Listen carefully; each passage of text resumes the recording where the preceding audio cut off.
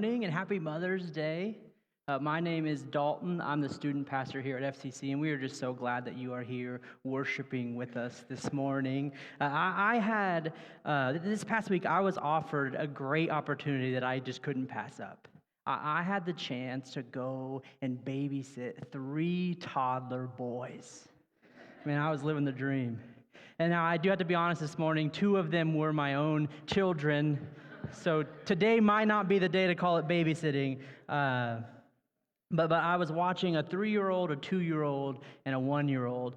And we had a lot of fun. But I quickly learned that they all wanted to do something different. And they all wanted to do it right now. Right, one wanted to go to the zoo, one wanted to get ice cream, and the other, I think, just wanted to make the biggest mess that he could. And I didn't want to do any of those things. And so I just kept telling them, hey, maybe we can do this later. Right, which is just toddler parent talk for, the answer is no, but if I tell you no, you're going to have a meltdown. So I'll just say maybe. But they don't pick up on that. Right, and so they just kept asking me over and over again, is it later yet? Is it later now? And my wife and I came home and we were just kind of reflecting on our days and we were laughing, just wondering, how much longer will this trick work? Right, how much longer before our boys start to understand that maybe means no? Because right now, my kids just trust what I have to say. Right? They don't read into my words. They can't detect sarcasm. They just take my words seriously. And as I was studying for this message, I just began to wonder, man, what if I took that approach while I was reading my Bible? Maybe that would be a better posture to, as I read, to ask the question, what if Jesus was serious? Right, well, what if Jesus meant the words that he said? And I know it seems a little bit silly, but I just know for me in my Bible study, there are times when I can overgeneralize or overanalyze. And really, my overgeneralization becomes kind of a loophole for me to get out of doing something or to be able to live a little bit more comfortably. And this became really illuminated for me listening to Gabe preach last week as he covered the text in Luke chapter 10. Right, Jesus is asked what is the greatest commandment, and we're told that the greatest commandment is to love God with everything that we have and to love our neighbor as ourselves. And if you were to ask me, Dalton, who is your neighbor? Thank you, great question. My knee-jerk reaction would be to define my neighbor in broad terms. Right, that when Jesus tells me to love my neighbor, he's telling me to love everyone. And I'm not suggesting that Jesus isn't telling us to love everyone. I think that he is. But I am suggesting that this might not be the most helpful way to understand this passage. Because the problem is when we aim for everything, we often hit nothing. And so when we insist that we're neighbors with everybody, we really end up being neighbors with nobody. And so what we're being challenged to do in this series is to ask ourselves, what if Jesus was serious? What if Jesus was serious when he said for us to love our neighbor? And what if that wasn't just a general mission, but it was rather Jesus telling us to love our literal neighbors, right? To be good neighbors to those who live right next door. To be good neighbors to the coworker in the cubicle right next to you. To be a good neighbor to the parent who sits next to you on the bleachers at your kid's t-ball game. Right? It's not just a general call to love all people, but it's also a calling for us to love those who are right next to us. And I love the way Gabe framed it last week. He says, the question isn't, who is my neighbor? The question is, will I be a neighbor? Right? The question isn't who is my neighbor, we know that, but the question is, will I be a neighbor? And at the end of his message, Gabe challenged us to draw a map of our house with 8 boxes around it representing our 8 closest neighbors. And my wife and I sat down and we did this exercise together. And we have lived in our house for 4 years. And in that time, our neighbors have not changed at all. And so going into it, I had high hopes that we were going to do pretty well. And maybe you see where I'm going with this. This was our map. So the green check marks are people that we knew their name. And then the rest, we just filled in what we call them. So we have the plumber man and the Halloween candy lady, and the people who feed birds and the apple tree people. Right, that's just how we refer to our neighbors. And then we tried to take it a step further. We said, okay, we knew 5 households and who lives there. But we try to take it a step further and name one fact about the people who live there. Right? Not something we can just know by standing in the driveway like, oh, they drive a red pickup truck. But something that would require us to have a conversation or two with them. Things like, oh, they like to golf, or where they work, or where they grew up. And this was our map when we did that. We were down to 3. We only know one simple fact about less than half of our neighbors. And we didn't say it to each other, but I could sense that we were feeling a little embarrassed because we started to make little excuses. Right? And they kind of fell into 2 camps. The first, we kind of put the blame on our neighbors. Right, most of our neighbors have lived there for over a decade, and so we're kind of the new kids on the block, and so they should be the ones to come and talk to us. And the second camp, which was we had much more excuses to go in this one, was that we just don't have the time to be good neighbors. Between work, and we got to get the kids where they need to go, and somebody's got to mow the grass, somebody's got to make dinner, and we got a lot going on, and we just don't have the time to go out and get to know our neighbors. And we found that the biggest tension for us is that our pace of life has become the biggest barrier to neighboring. Our schedules have become so full that we choose to make ourselves so busy that we don't have the time, we don't have the margin to be a good neighbor. And here's the reality, that you can't love your neighbor if you are too busy to notice them. You can't love your neighbor if you are too busy to notice them. And if we are going to be good neighbors, it's going to require us to slow down enough to notice the people around us. And unsurprisingly, Jesus was the master at this. So often we see him on his way to somewhere else and he gets interrupted. Someone needs healed. Someone needs to ask him a question. Right? And his response to them is always attentive and gracious. In fact, we're going to see that posture in the story we're covering today, the story of Zacchaeus. If you have your Bibles, we're going to be in Luke chapter 19 this morning, and we'll start in verse 1. This may be a familiar story to you. In fact, many of us sang songs about Zacchaeus, right? Zacchaeus was, I will stop there. I don't want any spoilers.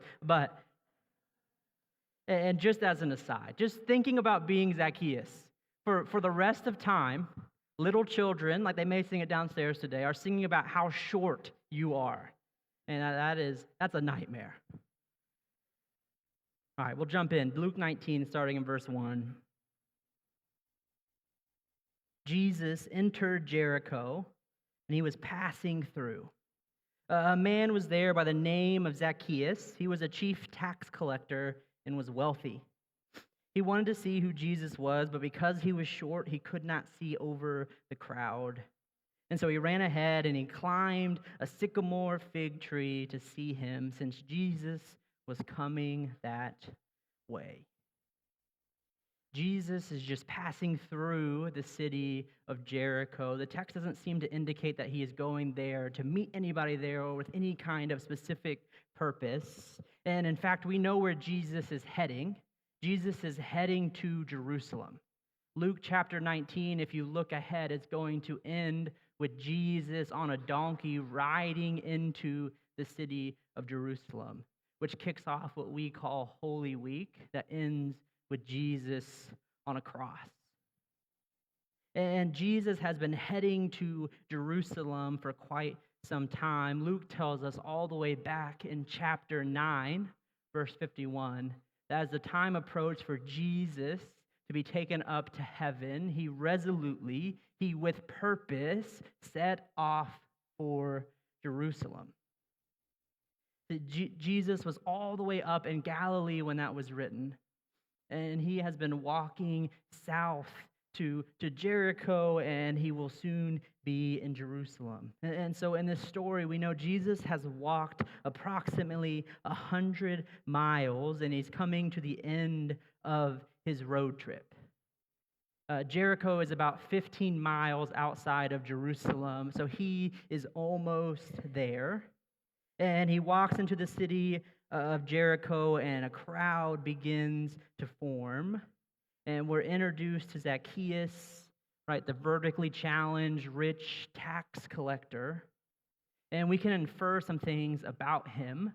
His name would indicate to us that he is Jewish. And the fact that he was rich would tell us that he is an extra crooked tax collector. Right? Tax collectors were some of the most disliked members of society because they were the ultimate middlemen.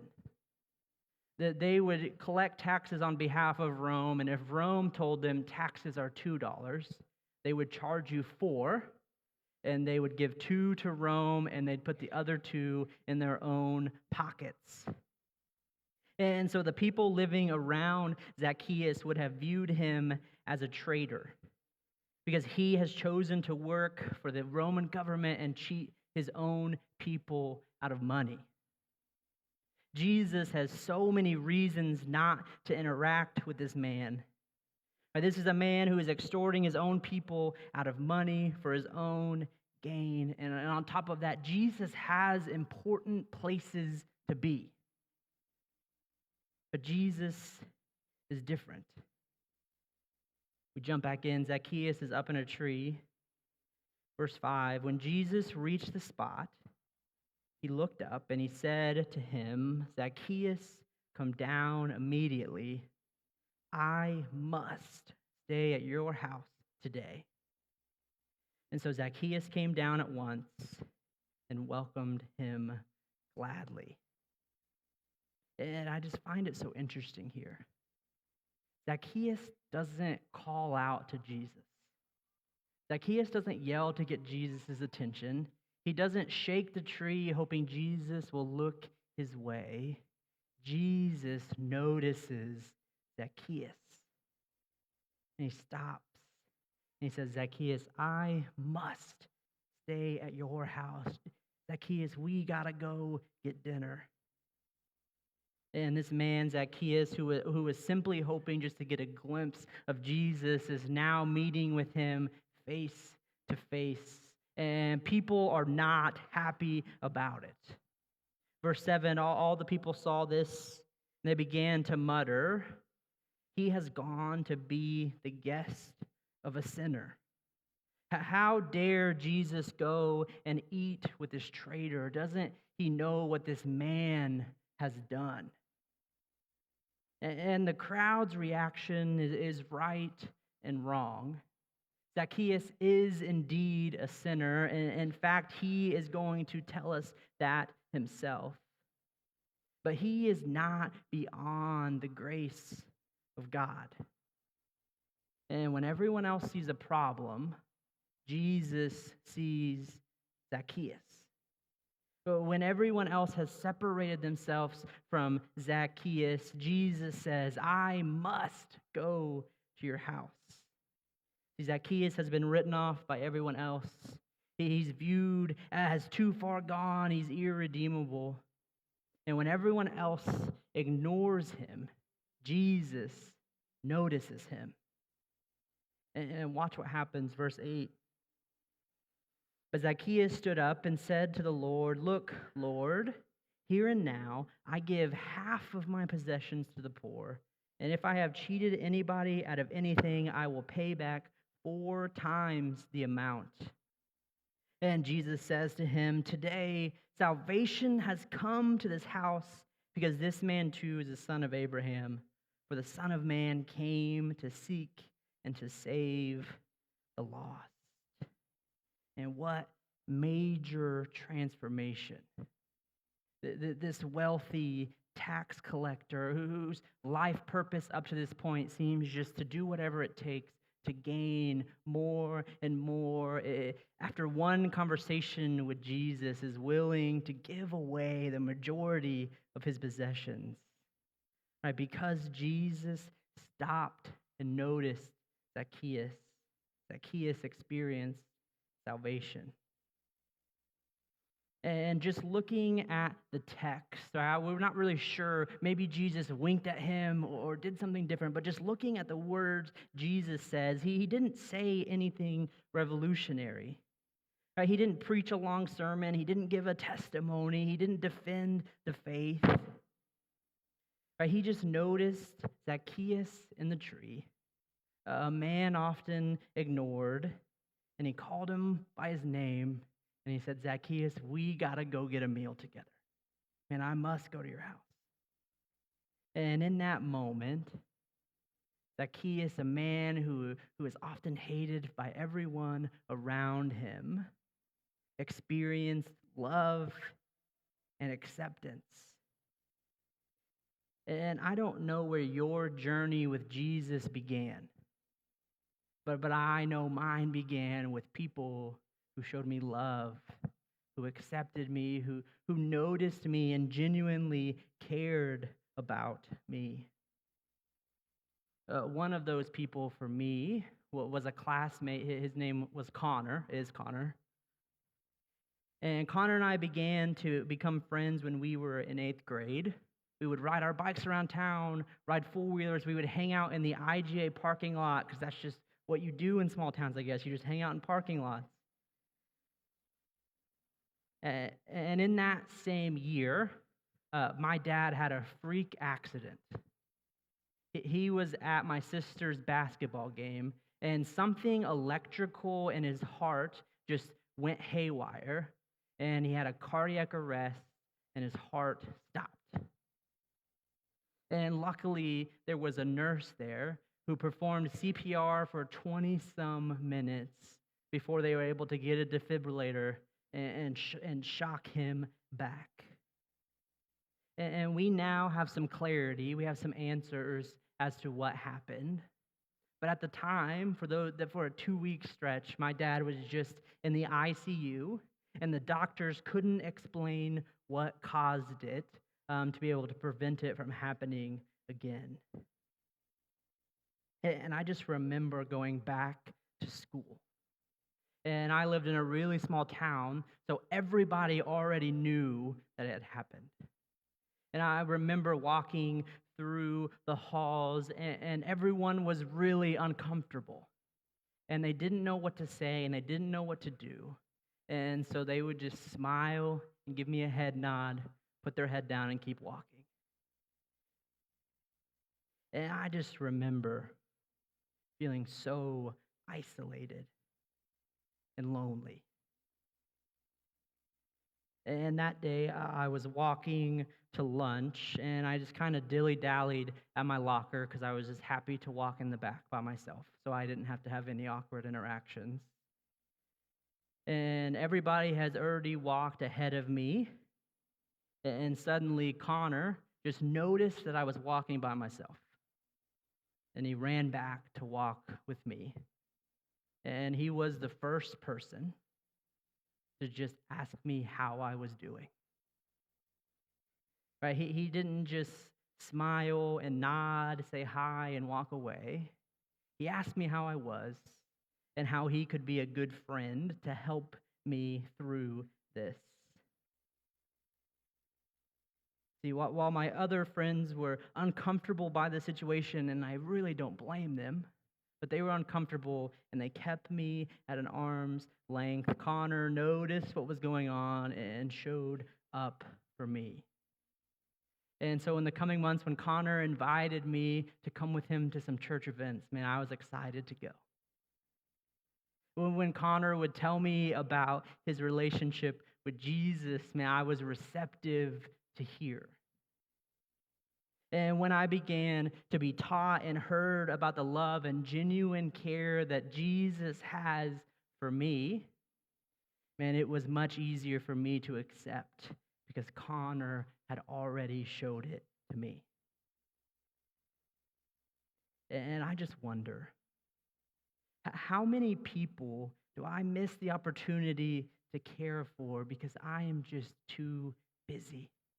That my pace is too busy, that I'm too distracted about what I have to do next.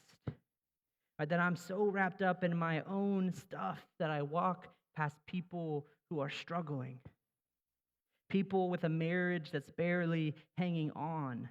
People with anxiety they can't shut off. People with a kid they're worried about. People struggling with loneliness and grief and fear.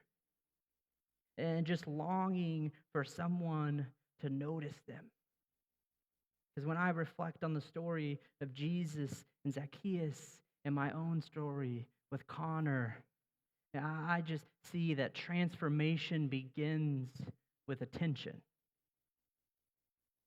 I recently watched a documentary about Mr. Rogers called, let me look. Who won't you be my neighbor? Which makes sense. I probably should have just got that. And in it, they interviewed a lot of people who worked with Mr. Rogers, but they also interviewed people who he just had regular interactions with in his normal everyday life. And it was interesting to me that all of them kind of had the same thing to say. They would begin with noting how busy Mr. Rogers was, all the things he had to accomplish. He had to record the TV show. He had a radio show on top of just his normal duties as a husband and a father. They would note how busy he was, and then they would say something like this. And Mr. Rogers, he had so much to do. But when he talked to me, it felt like I was the only person in the world. I mean, Mr. Rogers had so much to accomplish, but when he talked to me, it felt like I was the only person in the world. Mr. Rogers wasn't distracted by what he had to do next or trying to think of the next thing to say to move the conversation along. He was present and attentive with the person who was right in front of him. And watching that, I just thought that Mr. Rogers had figured out how to take on a pace of life like Jesus. Right, to even in the midst of the things he had accomplished, even in the midst of the things he had to accomplish, to be able to slow down and be present with those around him. Last week, Gabe challenged us to make our neighbor map. If you haven't done that, I challenge you to sit down and try to do that. If you have done it, I challenge you to try to fill it out even more. But my challenge for us this week is to have one unhurried conversation. Right, to have a conversation where you are really listening, not just thinking of what to say next. Right, a conversation where you're not rushing, you're not checking the time, maybe you're not even mindful of the time. Right, a type of conversation where the person walks away feeling truly heard and listened to. And maybe they might even say something like, man, when they talked to me, felt like I was the only person in the world. Because I truly believe if we can slow down to notice those around us, and to be good neighbors and to show up and show them love, and that we can be a transformational part of our community for God's kingdom.